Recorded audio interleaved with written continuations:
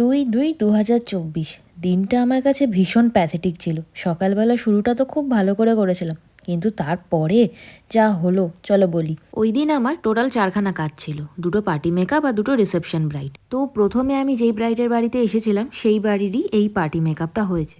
তারপর আমি প্রায় 1.5 ঘন্টা ধরে আমার রিসেপশন ব্রাইডের জন্য ওয়েট করেছি। এত টেনশনে পড়ে গেছিলাম যে কিভাবে কমপ্লিট করব, কিভাবে নেক্সট ব্রাইডের কাছে পৌঁছাবো আমি জানি না। তারপর ঝড়ের বেগে কাজ সেরে কোনো মতে নেক্সট ব্রাইডের কাছে পৌঁছালাম। আর আমার সবথেকে খারাপ লাগছে যে আমি এই ব্রাইডকে জুয়েলারিটুকুও পরাতে পারিনি। আর সত্যি বলতে ওই আমাকে আর আটকায়নি। ও বুঝতে পেরেছে আমার প্রেশারটা, যেটা অনেকেই বুঝতে চায় না। ব্রাইড নিজে লেট করলেও মেকআপ আর্টিস্টকে আটকায় যে এটা করে দাও ওটা করে দাও বলে। আর আমার নেক্সট ব্রাইড এত ভালো মানুষ যে আমাকে একটাবারের জন্য বলেনি যে দিদি কেন তুমি লেট করলে, খালি এটাই বললো যে তোমার ওপর পুরো ভরসা আছে, তুমি আমাকে ঠিক টাইমে সুন্দর করে সাজিয়ে ছেড়ে দেবে। আর আমার দুটো ব্রাইডই কিন্তু ভীষণ আন্ডারস্ট্যান্ডিং, কি বলো তোমরা? আর ওদেরকে কেমন লাগছে জানিও।